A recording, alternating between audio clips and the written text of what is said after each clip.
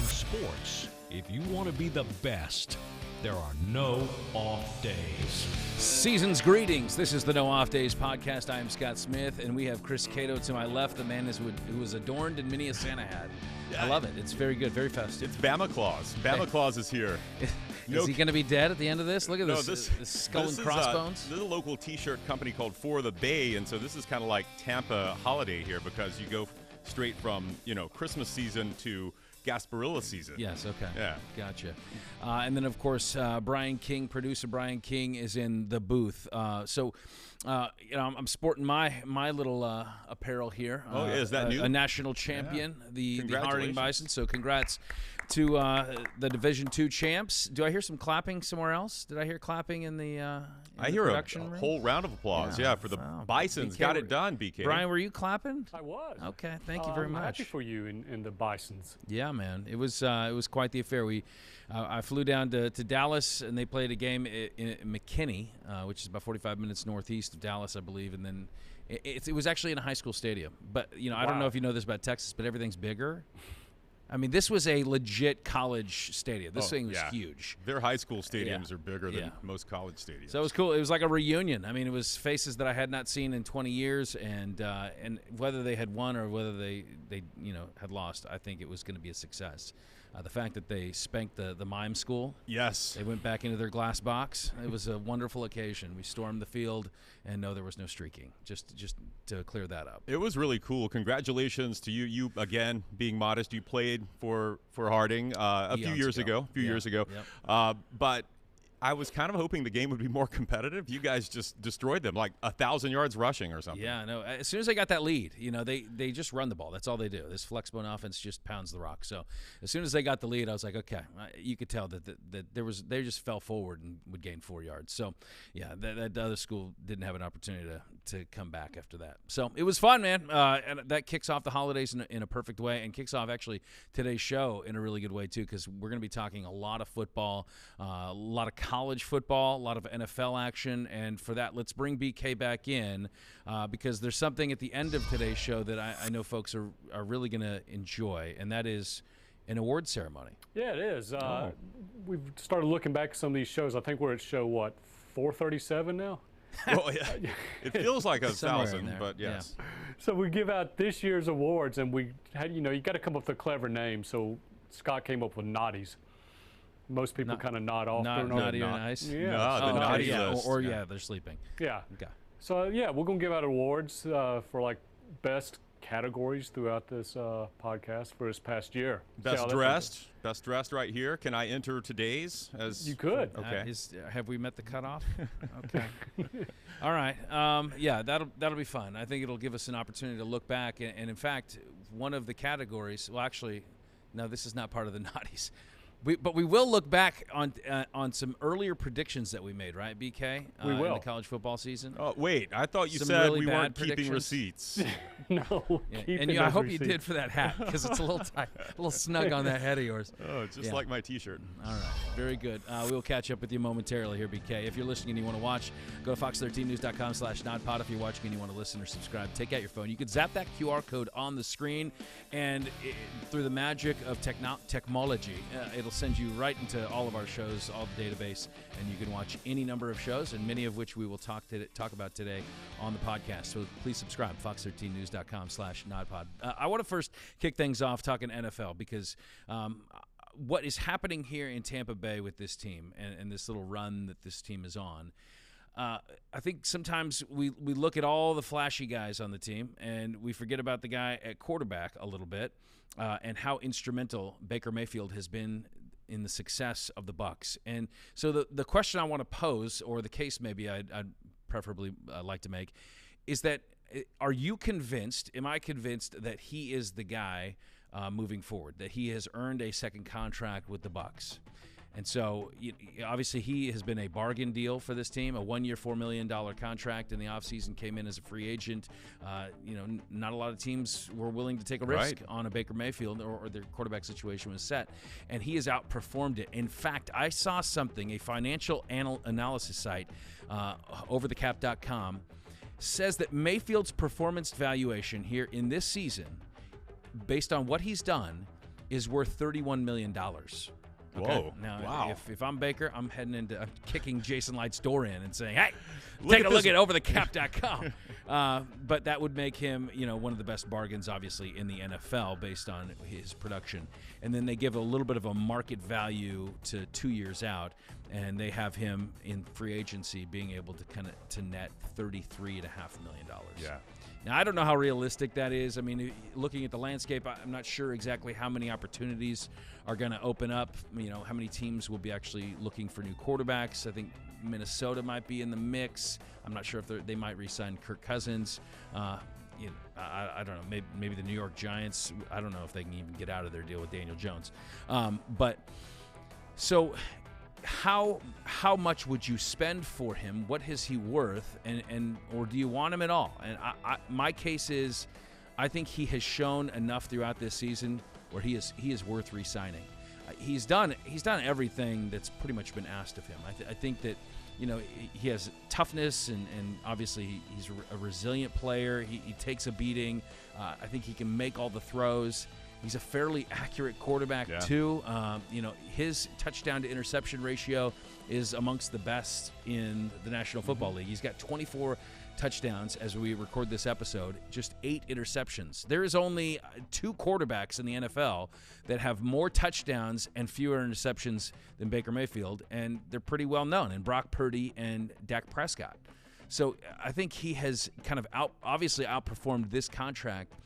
But also when I look at the state of the teams that are vying for Super Bowls at the end, if you're going to reboot this thing and you're going to go shop through the draft and get a new rookie quarterback, how often are we seeing rookies or guys even on their first contract lead teams to the Super Bowl? It just does not, to a Super Bowl win. It does not happen very often. I think Patrick Mahomes was one, so the 2019 season. I don't think he had gotten his big contract extension yet. No. I think it followed that season. And then you have to go all the way back to 2014 and Russell Wilson. I think he was in the 3rd year of his contract with the Seahawks. But it's a lot of times you're going to have to pay for these guys. Now, do I want to pay $33 million for Baker Mayfield? No. I mean, he has proven himself. But if you can get him for somewhere between 20 and 25, I think that's a deal. Yeah, and I think you can, he seems like he falls well into that bridge quarterback category where there's not so much clamoring for him that it's going to be, uber competitive, but that you can get him at a good rate, something that's going to make him feel like, hey, this team's investing in him. They believe in all the stuff that he put on tape this year. But at the same time, you're not mortgaging, the farm. Right. I think that if that were the case, 2025, I think that's something he would listen to and he would go for. I mean, because again, we don't know if there are going to be a lot of openings and opportunities out there, how this thing shakes out here. But I think the Bucs need to do it. I think he's proven enough. I think he, again, how many offensive coordinators had he been through before he got here with Dave Canales? And it's just now, I think, over halfway through the season where it really kind of started to click, and just now kind of, and Dave Canales has said, after that big win, in Green Bay, trust the process. The process is now working. It's now playing out. Baker looks more comfortable than ever. He's probably still holding on to the ball a little more than they would like him to. But again, he's not turning it over a lot, like you pointed out. And the guys love him. The team, the coaches like him. He's galvanized the locker room. He is a franchise quarterback. I think you could make that argument pretty easily. And the path he has been on has been strange because he's the #1 overall draft pick in 2018. Had won the Heisman at Oklahoma and had a pretty good season or two in Cleveland, and then just for various reasons hadn't worked out. The Rams could have kept him last year after he had that little audition with them, and they found themselves at the beginning of this season in a situation where they probably would have liked to have him around. So I feel like this is set up well for the Bucs and for Baker. I hope they do make an effort to keep him. The money will be, how much we want to spend on some other pieces to go around Baker too, right? Right. I mean, there's obviously the big free agents coming off the books here at the end of the season, unless they do something about it. #1 is going to be Mike Evans. So do you want to keep him? I mean, I would think that they're going to make an effort to keep him, but he could probably fetch higher dollar somewhere else. Devin White, I'm going to say that Devin's probably gone at this point. You need to re-sign some guys. They picked up the option on Tristan Wirfs. but they need to get him into a long-term deal. He's not walking out that door. Antoine Winfield Jr. needs a contract extension. He's not walking out that door. I mean, that's my priority list for the Bucs. Put the quarterback, maybe 1 or 2, 3 spots down. I need to get Tristan Wirfs. I need to get Antoine Winfield Jr. under long-term contracts. Those guys are not leaving. But then I think, the next is probably figure out Baker's situation, and hope maybe you can get like Mike Evans to come back on a discount. I'm not smart enough to sit here and know how all the money works, but I do know that Brady's big $35 million cap hit is coming off the books. Yeah. And I think there's some other dead money that's coming off too. I want to say Donovan Smith's maybe in that number. I mean, there's some other guys as well. Now, you have like some not great contracts that are still on your books, guys that need to produce, guys like Shaq Barrett, you need to produce. Jamel Dean and Carlton Davis, these guys need to produce. But if they can make the books work, and those guys in the front office over at the Bucs, they seem to figure it out every year. So, but yeah, and I just look at like your prospects of rookie quarterbacks coming out of the draft. Where they're going to be selecting, and if they make the playoffs, it's probably going to be in the 20s. Somewhere around there. Like, who's going to fall that you feel more confident about? That is more of a known commodity.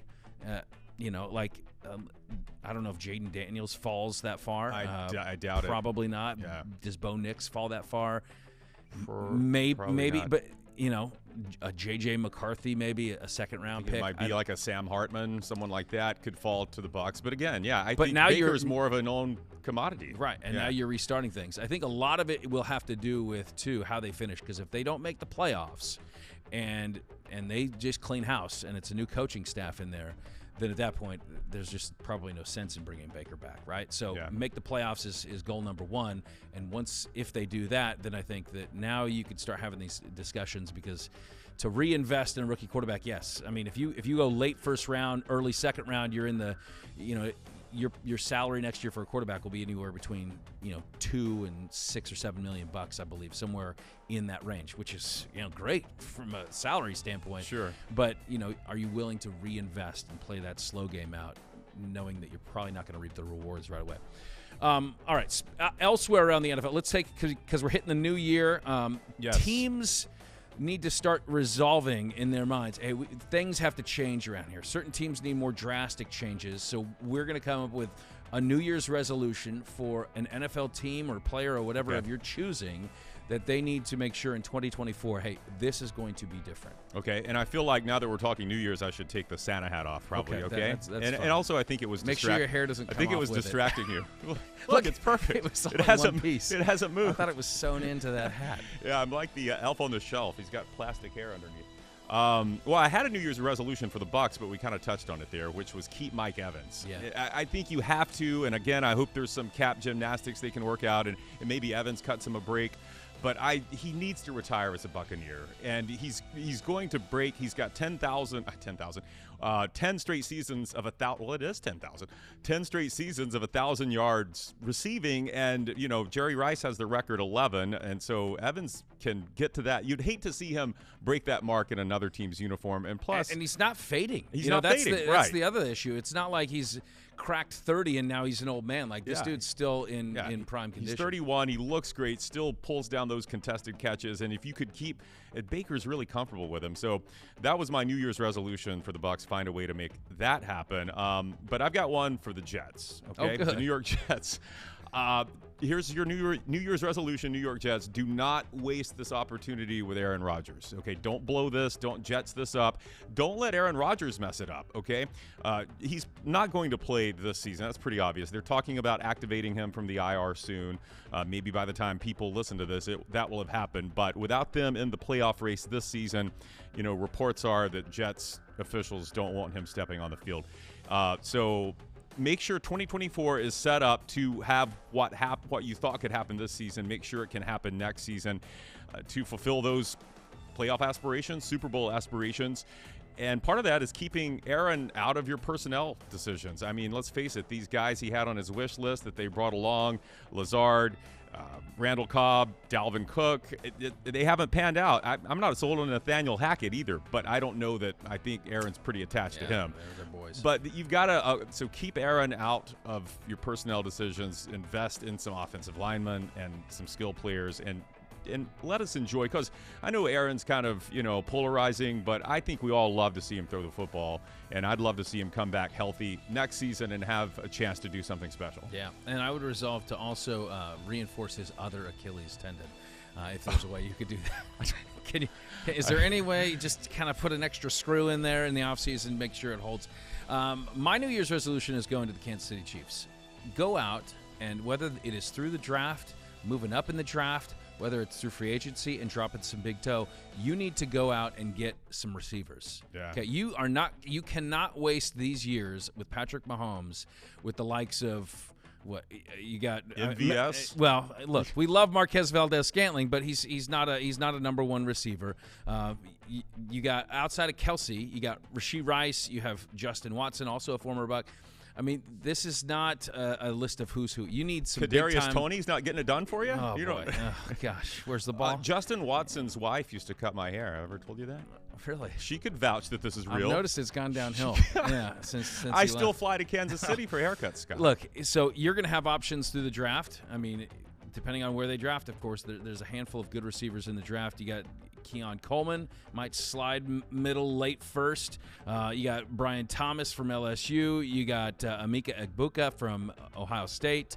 Adonai Mitchell from Texas. Yeah. There's a list of good receivers. Go out and get you one, and then I would also maybe even do something through free agency as well. I mean, Mike Evans, if he leaves. There's been a lot of Bucs that have gone over to Kansas City, Yep. right? But hopefully that does not happen. But, I mean, you got Curtis Samuel. A guy that I really think would be a good fit is a Calvin Ridley. Like I think he's going to be a free agent, and he's with the Jags, and he's having a great season. Go out and spend some dough. I mean, you want to capitalize with Patrick Mahomes, he needs to have guys that catch the ball and line up on sides, right? Yeah, you would think so. All right, coming up on the other side, we're going to check in with some of our preseason college football predictions. Oh, no. And now that we've kind of come to the end of the road here, we'll see and we'll check our work. How many of them did we get right? Did we get anything right? Stay with us. The No Off Days podcast continues. PTSD is what I will have.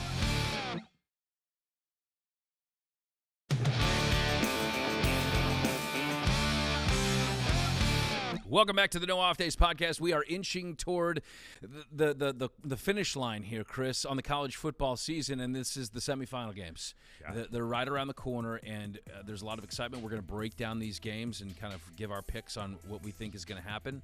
But I figured it would be good to go back and look at some of the picks and predictions we made. Only you thought this was a good idea, by the way. Back in August. I mean, we say some crazy things. We make some bold picks, and many times they don't pan out. And so I think it's just fair to go back. I mean, a lot has happened. I don't think anybody could really have predicted what would have happened in this college football season. Maybe some people nailed all four teams. Now, we didn't do our playoff four. We should have done that. That would have but we been better. didn't. We did not do that. But we did make some bold picks at the beginning of the season. I believe that was actually how we carried. That was the assignment. Right? Yeah, give us a bold pick. BK's assignment. We're walking out there on the limb a little bit with our picks. So bear in mind as we review what our picks were back again August 17th of 2023. And let's hear what Cato's bold prediction for the college football season ahead was. This is my bold prediction. I think it's possible, but no, I don't think it's happened. But if I got to make a bold prediction, Oregon State wins the Pac-12. Wow. And saves the Pac-12. Wait, in what way? Because after the Beavers have this magical season, they create a dam that prevents people from leaving? The Beavers do, yeah. Knock off USC in what people thought was the final Pac-12 championship game. Okay, so thoughts now, Chris Cato. First thought is we haven't aged since August. That's good news. The Botox is holding up. Yeah. Second thought is, can I get half credit for that? For obviously not. They didn't win the Pac-12. Okay, right. but I'm trying to look. I'm looking at the standings right now. So they finished. Let's see, in the Pac-12, fourth. Okay. Pretty good, but they had a good season. They did have a good season. Yes, and we thought they would, but can I get half credit for them saving the Pac-12? Did you see this court ruling that came down last week? Why don't you tell us all about it? I will tell you a little about it. So, they've been in litigation. After the other Pac-12 members left, they tried to take the Pac-12's assets with them. which how do you do that? You guys are leaving the conference. So Oregon State and Washington State, being the only two orphans left, went to court and said, we should have all of the Pac-12's assets, including revenue from this past season, including all the branding, the Pac-12 name, and we should control the board as the only two remaining board members, which means we are the only two decision makers. But and I believe just this past week, last week, a judge sided with them. So, yes, the Pac-12 is still alive, and it is partly because of Oregon State. So I think I should get some credit for that. But I believe that the reason for them being able to keep the conference together was because of their success, right? Weren't you springboarding off the Oregon State success on the season, and that would be the reason why? I think you're putting words in my mouth. You're putting words in past Chris's mouth. I don't think know. Brian, could you help me out here? Could I have some partial credit? Does he get the Pac-12 is still a thing, right? And something else I said in that clip, well, you didn't play the rest of it, is I said that they would bring in the Mountain West teams and refurbish the Pac-12. And guess what? Washington State and Oregon State, the next two seasons, have worked out schedules where they're playing Mountain West teams. Well, I think we kind of already knew that would happen. No. Well, we didn't know it until I said it. This is happening. My prediction is all right, coming BK, true. you weigh in. How many points does he get for this prediction? I'll give him a half point just because Cato, he talks so long a lot of times that's something bound to be eventually true. Eventually he'll stumble across something that happens. Something true. All right, I'll take my half point. Okay, now while we still got you, BK, I made a prediction on that very episode too. Would you mind queuing that up and flashing back in time? Of course. All right. My bold prediction is for the first time in college football playoff history, there will not be a Big Ten team in the 4 playoff. I have Texas getting into the playoff with Arch Manning at quarterback. No, really? Arch Manning. Yeah, I think it's Quinn Ewers goes down. Well, I think he gets injured at some point, and I think Arch comes in to save the day, leads this team, and I wouldn't be surprised if there's a matchup in that playoff. I already kind of played the whole season out in my head with Alabama at some point. Yes. Arch Manning. I like the dance I did. That was nice. You don't regret that? Well, look, obviously there was a chance that the Big Ten would cancel each other out there at the end. Yes, that wasn't a great bold pick. But my Texas prediction was big because I don't remember a lot of people picking Texas to make the playoff at the beginning of the season. But I had faith, and Quinn Ewers actually did get injured at the season. But I just didn't realize where Arch was in the pecking order. So. But wait, now you have a chance to still be right because their backup. That's music to my ears. Malik Murphy, you have a chance to still. Malik Murphy has hit the portal. He's their backup. He actually played 2. I have another point I want to get to later about this. He played 2 games this season, and they won. He's left, so it's Arch Manning is now the backup. So you're one heartbeat away from. And if they win in the semifinal and Alabama wins, then we're going to get Alabama, Texas, and an injured Quinn Ewers. And an injured Quinn Ewers. And Arch Manning. Alabama has injured Quinn Ewers before. Right. Not that I'm cheering for a player injury, but wow, Scott would be. So how many points do I get for that little prediction there, BK? That's a lot of points there. Plus, the part I kind of cut out was that you just kind of threw in how you think that Washington would be the best team in the Pac-12. That was, that's a great point. Thanks for reminding me of another great prediction I made. Is that when you were talking about Oregon State, I said, I think Washington is actually the best team in the Pac-12. Yes. And then I said, and don't sleep on Oregon. And I said I think the Ducks are the best team in the Pac-12. Well, so I was wrong about that, too. You're just trying to butter me up. No, I think he gets half a point, right? Because his mission. Wait, half a point? His Big Ten, your main prediction was that the Big Ten wouldn't have a playoff team. Then you just throw in this other Texas thing? Fine. If you give me a half point, then he's getting like an eighth of a point, okay? He's getting so he got small. to give 2 predictions. I get to give 1. He gets to say the Big Ten. No, you did too. You picked Oregon State to make the playoff, and a also that was part of the same theory. Okay, that was part of the same theory. I think I won. So why don't you just spray the board and give us a bunch of predictions? We each gave 2 predictions in one. No, and that was a completely one of separate, yours is partially right. One of mine was How is Texas exactly related right. to the Big Ten? Well, I guess if they don't make a playoff, a Texas team has to get in. Okay. Can we agree next season to actually do playoff predictions? We should. Yeah, we got to pick all 4 teams. We should. And then argue about it in December. What was BK's bold prediction? He's being kind of quiet back there. What was yours? Yeah, didn't you have Mine one? was that the Jimbo Fisher and Petrino marriage would not Yes. end well. That's good. And you nailed it. Well, but I kind of thought it'd end, really a lot of fireworks on the football field, actually. Okay. A big blow up and Like everybody. drama. Yeah. You don't want to make a case that you predicted Jimbo was going to get fired. I think that's come what on. you were getting Everybody to. knew that was going to happen, though. Mid-season? Well, hey, I don't know. that's a good call. Yeah. Well, I think that you probably win then. No. In this game of Was you I got Right? the two of the playoff teams. We had another good one in that episode. We both agreed that Auburn would be Georgia's biggest stumbling That's block. true. And that was they won. It was 20-20 in the fourth quarter, and Georgia scored a late touchdown. That's So true. We're pretty good. And good to be you, right. you two made predictions on the preseason top 10s, which teams would not be in there. And you both said Clemson and LSU. So, guys, I mean, Yeah, people should listen maybe it's to my us. fault for not putting in the correct predictions in there and just putting No, the it's negative good. ones in. Yeah, the ones that make Cato look the Yeah. worst are the ones I want. I'm going to call my bookie now about some future bets for next season. All right, very good. Let's make some more predictions now. All right. What Now do you that we've say? proven our Okay, track so record, we yeah. have the semifinal game going up. Let's start with the Rose Bowl. Michigan is, as we sit, they are a 1-point favorite on your beloved Tide. Go ahead and put your way too tight Santa hat on. All Fits right. perfectly. All right. Do you want to lead off on this prediction, or do you want to? We shouldn't waste the time. How am I not going to pick Bama?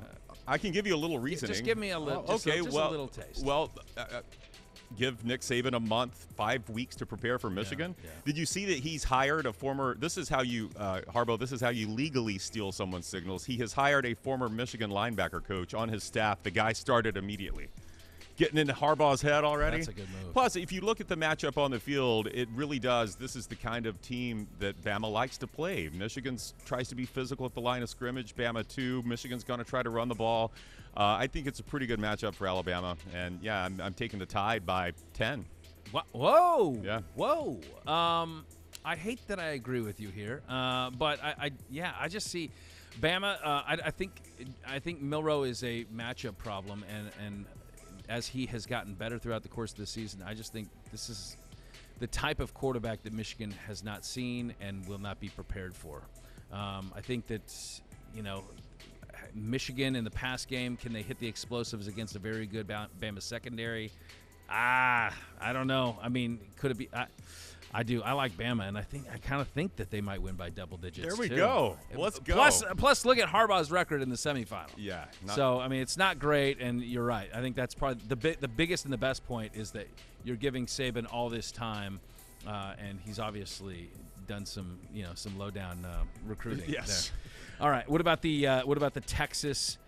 As coming in as 4.5-point favorites against Washington in the Sugar Bowl, the other semifinal. I kind of wanted to hear Brian's prediction for the Okay. Rose Bowl, Yeah, but yeah, I bet he's gonna go Bama. Oh, yeah. Okay. Yeah. I shouldn't have even. Anything that we did not Yeah. list as a justification? No, I think you hit it on with the Jalen Milroe factor and the Saban a month to prepare. I mean, that's a daunting task to face that. Yeah. And Harbaugh is going to be distracted interviewing for the Chargers job. While he's out there. Exactly. Exactly. Yeah. Plus, his chickens are molting, I think, right now, so that's a problem. All right. So, Brian, why don't you stay a part of this too? Give me your Texas-Washington prediction. I mean, everything on paper looks like it's Texas, but I mean, Kalen DeBoer, the guy can coach, and what he's done with that team, and the same thing. It's just no one expects anything from this team, and they find ways to win. I mean, no one gave him a shot really against Oregon, and Well, that was and holy cow, Las he Vegas pushing the line. outcoached him, and so I've been really impressed with DeBoer and what he's done with that team, and plus Michael Penix, he's had a month to get healthy if he wasn't healthy, and so I'm really looking forward to that matchup. Yeah. Here's I just think, I've seen a lot of Washington this year, and Penix is as good as they come. And, as far as just a pocket passing quarterback, he's very accurate. Problem I have is I just have a feeling that Texas can make them one-dimensional. If you don't have the balance of any run game, I mean, Texas has a great front seven. Yeah. That's the thing I worry about. I think it's gonna be a shootout. There'll probably be a lot of points scored. Yeah.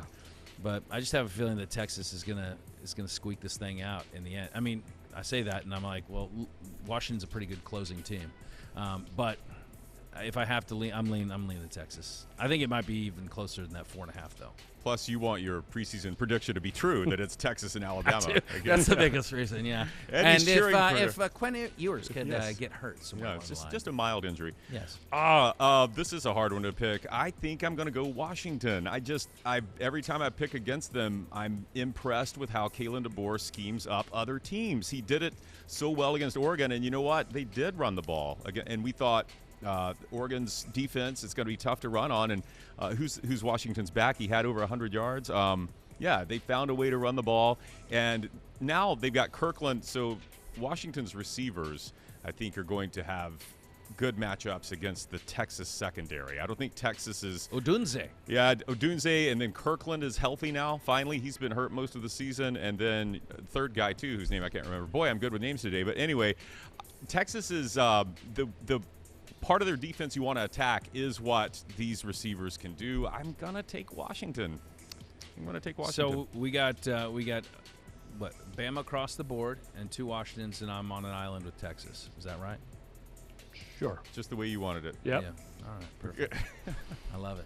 At least there's a chance for me to be right. By the way, the running back you're thinking of is Dylan Johnson. That's the young man. Yes. All right. So coming up on the other side, we're not done talking college football because we have, we got a pretty solid brain trust here on the No Off Days podcast.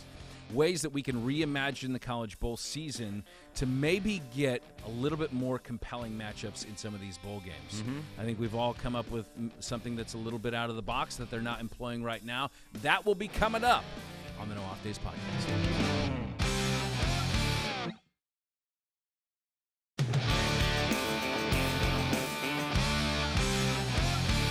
One of our NodPod production people, Ron, was very excited to watch the Myrtle Beach Bowl recently because his beloved Ohio Bobcats were in it.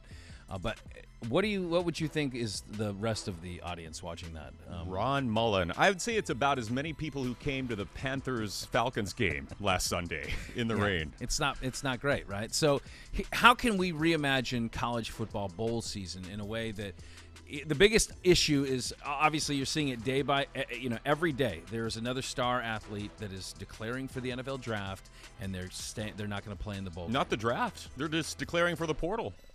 That's the big problem. Well, there's portal, and then there's NFL guys that are also saying we're not going to play in the game. So how do you incentivize both of these people, both these groups of athletes to play in these games and finish the season so that we can actually get what these teams are at their best against one another, instead of this really poor representation of these exhibition games that, aside from the pageantry of the game, really the teams are unrecognizable. There's not a lot of intrigue, right? Yeah. A lot of these big quarterbacks are out. So let me lead off with what I think is the most obvious and easy solution to this problem. Sure. Okay, obviously NIL money has flooded the market, and these athletes are going to get paid. So why can't these title sponsors of these bowl games incentivize them further and say, here's part of another NIL package that we can give you for this bowl game? Hey, Caleb Williams, if you want to play in this game, I know it doesn't mean a whole lot to you individually, and you're still looking to the NFL, but if you play in this game, we'll give you $1 million. Something like that. If it's, and I don't even know who's sponsoring that bowl game. Is that the Alamo I think so. Holiday Bowl? Yeah, I'm not sure. Yeah. But either way, that's a drop in the bucket from a marketing standpoint for a lot of these major companies that are already getting on board with these college football games. That's all you would have to do, and I think that you're going to probably retain, I would guess, like 90% of the athletes. You mean to tell me that all I have to do is practice for a few weeks and play in one game, and you're gonna pay me $1 million? Maybe it's a little bit more, maybe it's a little bit less, and maybe that's a negotiation that takes place. But I don't know why that has not been a part of this discussion yet. You have to make sure, and the program can't force it, right? Like USC can't go to Caleb Williams and say, hey, they have no leverage in that discussion. They can't beg him. There's nothing else that they can hold over his head. So the only person that isn't really incentivized is the title sponsor that's paid a ton of money to get eyeballs on their game and have a lot of people talking about Tostitos or Alamo or whatever the issue. 68 Ventures. 68 Ventures, that they need to pony up some extra money for these athletes and see if they can incentivize them playing in these bowl games. Now, the other side of that is you could get athletes that act like they aren't going to play just so they can play this game of standoff. Yeah, that could take place, but I think that's probably that's the answer that makes most sense to me. I don't know. Yeah, I don't think it would work with a player like Caleb Williams who's going into the draft, but it could work for other players that aren't as going to be high draft picks. Well, I don't know, man. I mean, if it was $1 million to play in one game. Yeah, with Caleb, no, because he's already got endorsements that outvalue that. He's making Dr. Pepper commercials and Wendy's commercials. He's scoffing at another $1 million. Yes, he is easily, really? But other players wouldn't. I don't want to water down your theory there. It could work. It could work. My theory. Don't know that Caleb was the best example. Actually, I had that on my list. Incentivize players not to opt out. First of all, I think it's going to be better next year when we have the expanded playoff. We'll have less players opting out, so that's one thing we've got going in our favor. Yes. I wish we could change the calendar with this transfer portal opening. That's one thing that's made all this terrible, is the transfer portal window opened December 4th, right after the conference championship games. Is there a way that they could push that back where the portal window doesn't open so early? Because you have 2,700 guys in the portal now, and a lot of these aren't playing in bowl games. The situation we talked about last block with Texas and Malik Murphy, their backup quarterback, this is where we are in college football now. And if I go too long, you can cut this out for time later. Malik Murphy is on a team that could be playing for a national championship. He's the backup quarterback. He played in 2 games. He started 2 games this season when Quinn Ewers, who has an injury history, was hurt. But more important now than winning a national championship is seeing what he's worth. Well, and okay. so I would defend him and say the issue is that he's racing to find his right. next That's fit. where I go with the window. I mean? That's why I bring this up. The calendar needs to be shifted. You're kind of making it seem like he's flaking on his team. No, because I don't want to make it seem like that. that. Everyone says he's a great dude and he's a hard worker, and I think it was probably a very awful decision he had to make. But I think the calendar is a problem. I don't know if we can adjust that, but that's a good call. I would be down with that. This is another thing that could possibly help. Just make the games more interesting. I don't know if it incentivizes players to stay, but when you have someone who is, especially a quarterback, going to one of these, going to another school, okay, you want to go play for Notre Dame, Riley Leonard? Well, guess what? You're on the team now, and you're playing in the bowl game, and that's when your proposal comes in. You're also going to get $1 million for playing in this Sun Bowl against Oregon State. I don't think you'd have to incentivize it at that point. You don't think so? Not monetarily.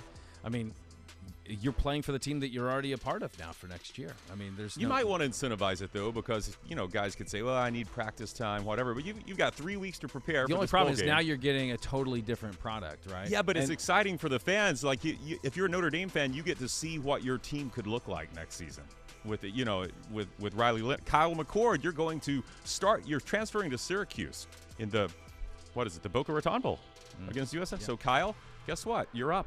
Next man up. You're starting this weekend. I don't know. I think that could add an extra element. Obviously, the teams in the playoffs could not do that, right? Right. And if you've got a situation like Bo Nix is staying and playing his final game, that's not going to work. But when we're talking about making these bowl games more interesting and for the title sponsors putting more eyeballs on it, I think this could help. That would be interesting. Yeah, BK, do you have any thoughts on this? I mean, both great points. I kind of like what Cato was saying about the schedule. The schedule's kind of screwed up because you got signing period coming up as well. Yeah. So these coaches also practicing these teams are in bowl games, having to keep their players from transferring, going out and looking for players who may transfer to their school, and then going out to these high schools and talking to kids to get them to sign for the early signing period. I don't see how these coaches are doing it. And the coaches that are not in bowl games have the huge advantage, I think, during this time. Yeah. I think another potential fix could be that every bowl game has to have some type of gimmick on par with like a mayo bath at the end. Yes. So like the giant Pop-Tart, yes, you got to eat or fight the Pop-Tart. Frosted Flakes, maybe it's a giant, instead of just pouring Frosted Flakes on, you actually have to jump into a giant bowl. I think people would tune in for that. Just the novelty. It's like, it's just circus acts. It's Nickelodeon now. Yes, exactly. Yeah. Slime time. Yeah. Exactly. But BK, sorry, did I cut you off? No, go ahead. BK, you had an idea in one of our meetings about how the 12-team playoff, this is not really bowl related, but how you think maybe the 12-team playoff should do like a draft. I think this would be awesome because you know how the playoff will be set up. The format's going to be where 5 seeds, 5 through 12, play each other. Yeah. On campus. On campus, Yeah. on site, yeah, campus locations. And then wherever bracket they're in, 5-12 would be, you know, paired up with the number 1 team. My numbers could be off or whatever. How awesome would it be? And this is not my original thought. I read this online, but it just hit home. If the top 4 seeds, they have an advantage because they get a bye week. They also get another advantage by picking who they want to play. How cool would that be? I mean, you have Georgia, or I mean, excuse me, not Georgia, but say Michigan. You know, they're paired up, and they right now against playing Alabama. Maybe they want to play a Florida State, or maybe they want to play a Tulane or whoever's. You know, that way in that whole draft night, and it's kind of. Would it have some, drama to it because this team's avoiding us. You know, Georgia doesn't want to play us. Georgia wants to play this team. I think it'd be awesome. Yeah. Well, you would be forcing a lot of drama in, and I don't think any of the teams would actually like this. I mean, I like it because I like that extra kind of twist to it. But I think that you're giving so much bulletin board material to the team that you're facing. It's like, we think you're so bad that we want to play you, I can't wait to play this team because we are going to pound the living daylights out of you. You can't fire a team up more than that. But I kind of love that part of it too. I do too. Why not have the entire, whatever the higher seeded team is, just gets to pick? I mean, regardless of the 4 bye games. Oh, you're saying just start from the beginning. So Michigan 5, would pick Liberty. 6, 7. If it were this season, Michigan would say, "Oh, I want to play Liberty." Yeah. You just have a draft, and then you redraft it the next week after you get your first knockouts. But I think the bulletin board material. I mean, part of it's true, but if you're, say you're a team that just stinks against a run, you're not going to pick a team that sits there and runs 300 yards a game. You'll go. Well, that's the deeper thing. And so if everybody will just appeal to what's on the surface, if we sat here in a room full of dudes. And you're like, okay, you got to fight somebody. Pick the person you want to fight. But that's it. And if everybody says, I want to fight you, but you're like, oh.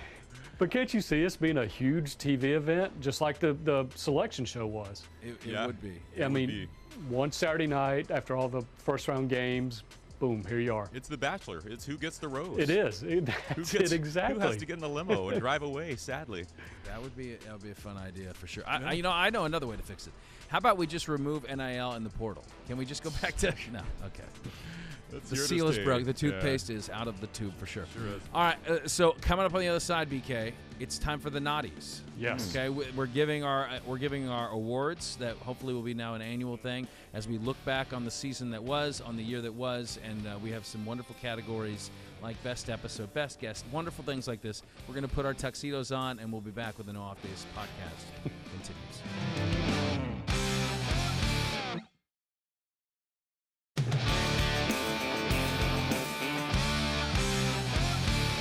Cue the music. It's time for your favorite award show. It is the Noddies. Welcome on in. We are your hosts. I am Scott. He is Chris. I'm Chris. Brian King is in the booth. So this year we are going to be giving out some very highly esteemed awards.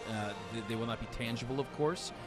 They will just be a figment of our imagination, much like our own success. So here we go. We're going to decide what we think is the best episode of the year, okay, of the No Off Days podcast. I believe we're 60 some odd episodes in. Wow.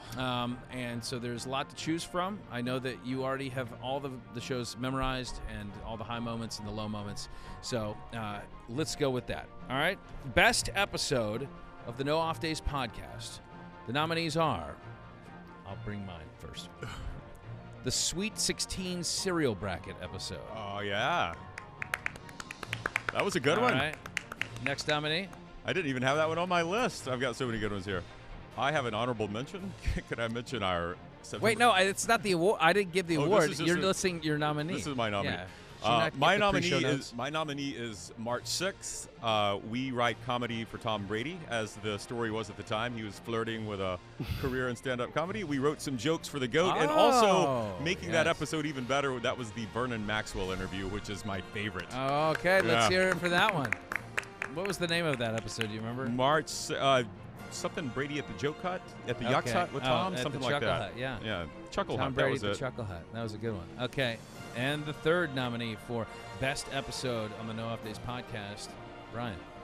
I am going with the Great Scott Shirt Heist. Remember that one where, Scott, you got one of your shirts mysteriously taken from how here? Can I forget? Yes. Still Yes. missing. I thought you said Shart at first, and I was like, I missed that episode, but I'm so sorry. I'm so sorry I missed that one.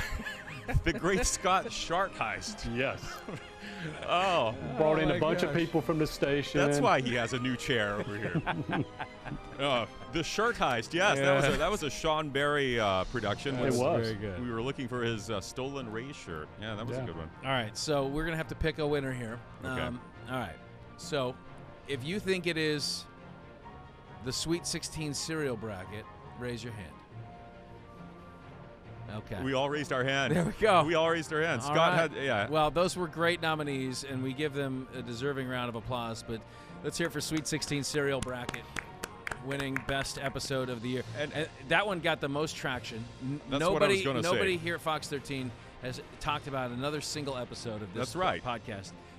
They want more cereal brackets, and we're like, we already played that game. And what made it great was the same thing that drives any kind of success in a talk show. It was divisive. People were upset at our entries we had in the field in the tournament. Everyone was angry, and everybody's wanting another type of bracket. Yeah. You know that we need to keep bringing these out. So when March Madness rolls around, I think guys and viewers, if you have any ideas, please in Facebook and on Instagram, let us know like what you think would be a good bracket. All right, our next category, best guest on the No Off Days podcast. Our first nominee, Crazy George. Crazy George Henderson. How can we forget that episode? He yelled at us for about 15, 20 minutes nonstop. The man he was like 80, right? And just as much energy. This guy had Mountain Dew coursing through his veins. He told the story of the lion mauling a guy on a field and was just like, there was blood everywhere. He brought his own and props. He's looking at me and yelling, get him off me. I mean, I was like, what am I listening to here? To me, that's best guest. All right, our second nominee for best guest, Chris. I don't know how to top Crazy George. I mentioned Vernon Maxwell. I really love that one. That was March 6th just because his clothes dryer was on during the entire interview, and also he told, like, I was least excited about having him, but most happy with it afterward because he told great stories. He's told about Hakeem Olajuwon slapping him in the locker room and him going after Hakeem with a broken shard of glass. I mean, it was like story time. So not to mention the amount of edits for foul language that Brian had to make in that episode. So he was an honorable mention for me. All right, BK, our third nominee for best guest. I like this just because it's a great get and the timing of it and everything. I mean, we had Dave Canales in the middle. I was going to say that one too. Training camp, his very first training camp as an offensive coordinator, and he took time out with us to be on the podcast. I thought that was huge, and plus it was a great interview. Yeah, he gave great marriage advice, remember? Yeah, I know. We were talking about his book for quite some time on that interview. Yeah. I like that. I had another honorable mention, just so people go back and listen to it. Remember my Andrew Cotton interview? I was going to say that. 100-foot wave? I was going to say that. I think that has been our most downloaded episode by far. Oh, really? Yeah, because Scott wasn't in the interview. In it. No, I make that part up. But, I enjoyed that one too. But, okay, let's vote. All right, so the winner of Best Guest, raise your hand if it's Crazy George. It's Crazy George. It's Crazy George.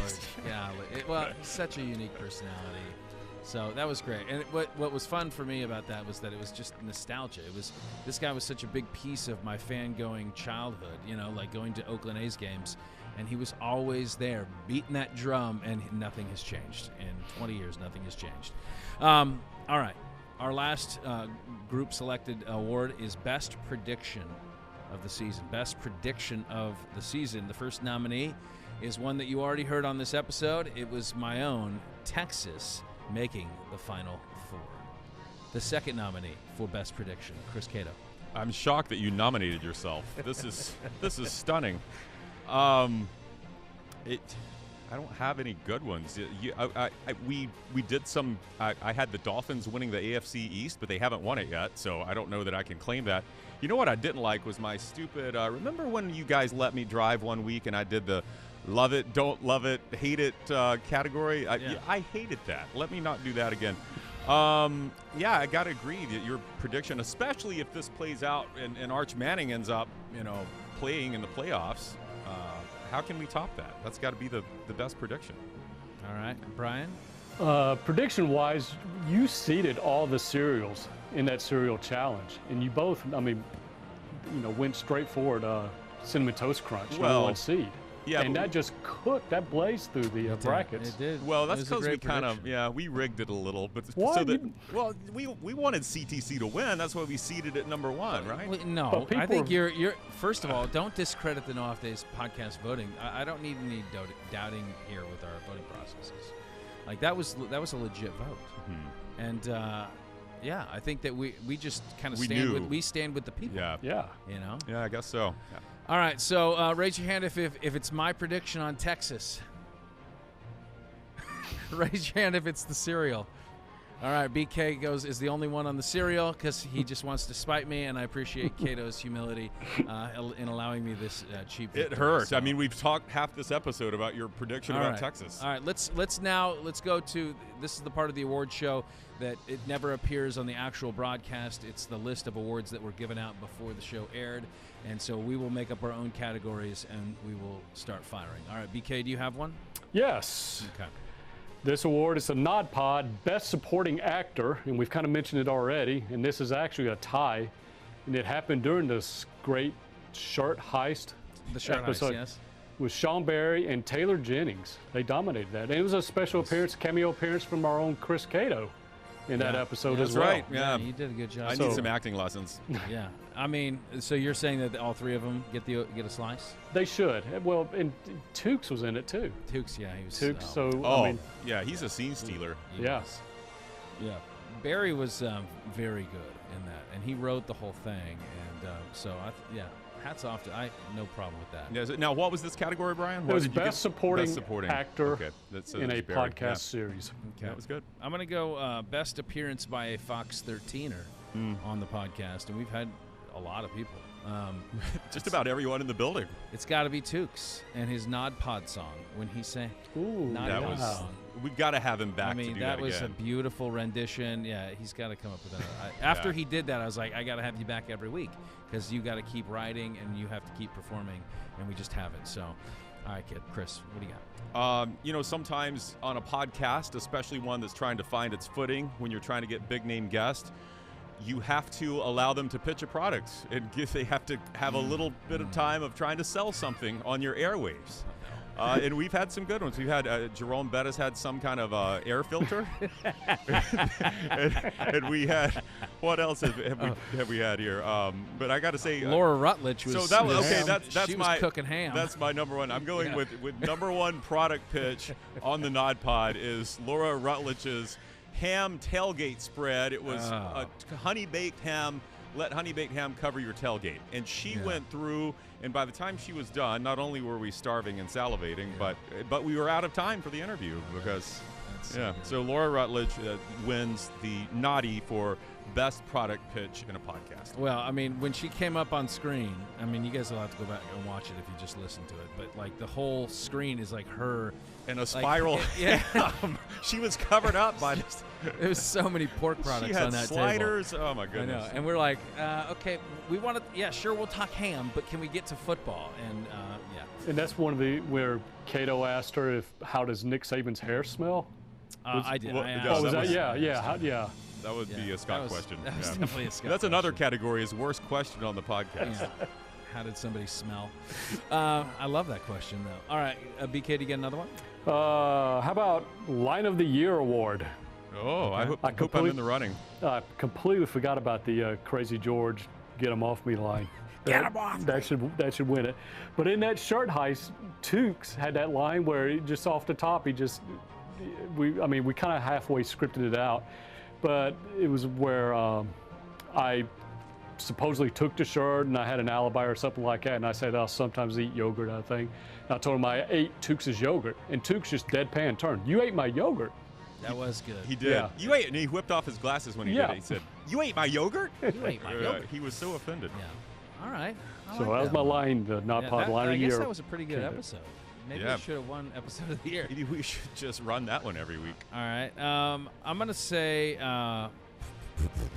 my most, you mentioned one of the uncomfortable moments. I didn't think it was that uncomfortable, me asking Laura Rutledge about what Nick Saban smelled like. No, that was she went along with that. I she think had a good sense of humor. So, sometimes we ask questions and we don't know a lot of these people personally. So, if you don't know like where we're coming from, you might think we're strange. And, well, we are, but sometimes it just doesn't land. And I think for me, when I made the Canadian joke to Dave Randorf, Lightning play-by-play man on Valley Sports, it just, I don't even remember what it was, but it was a joke about Canadians.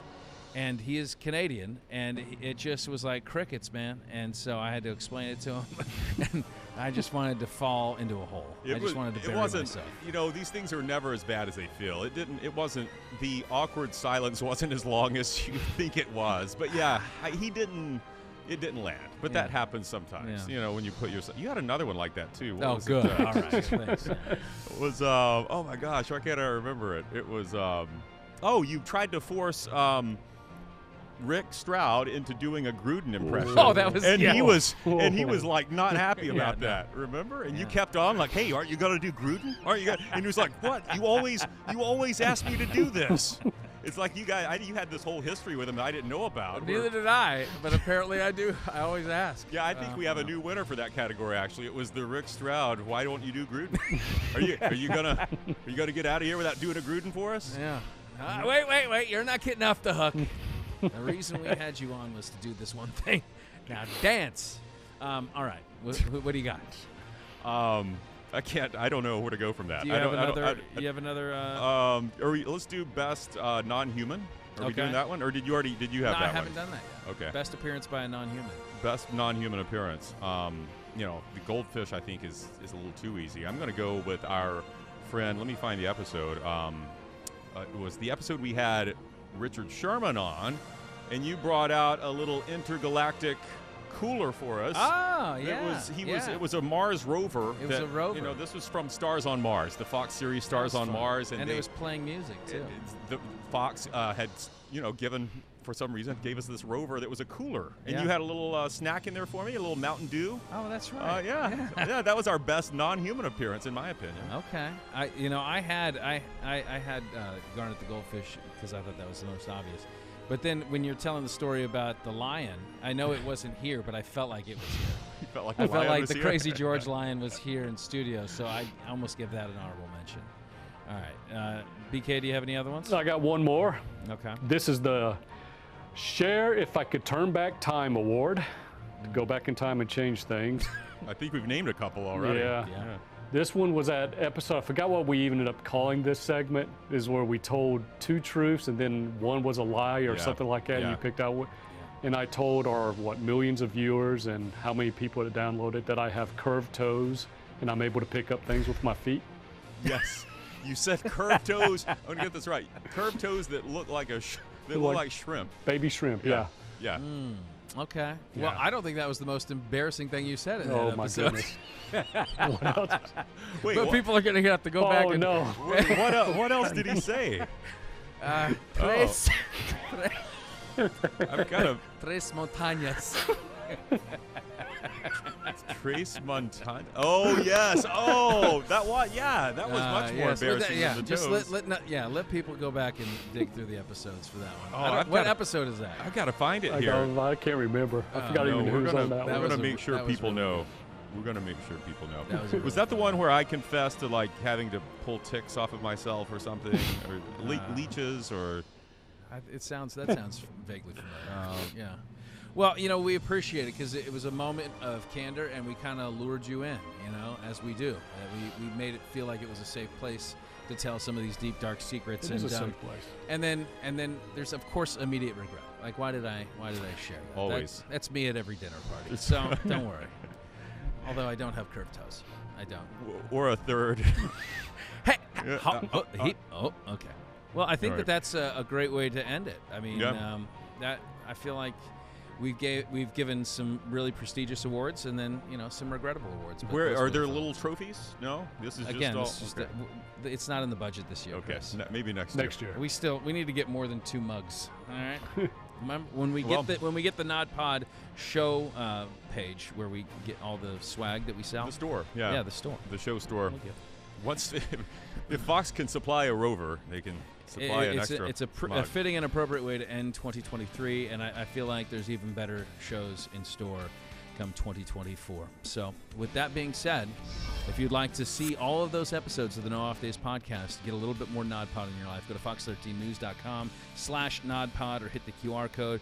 You can subscribe on iTunes, Google Play, or Spotify.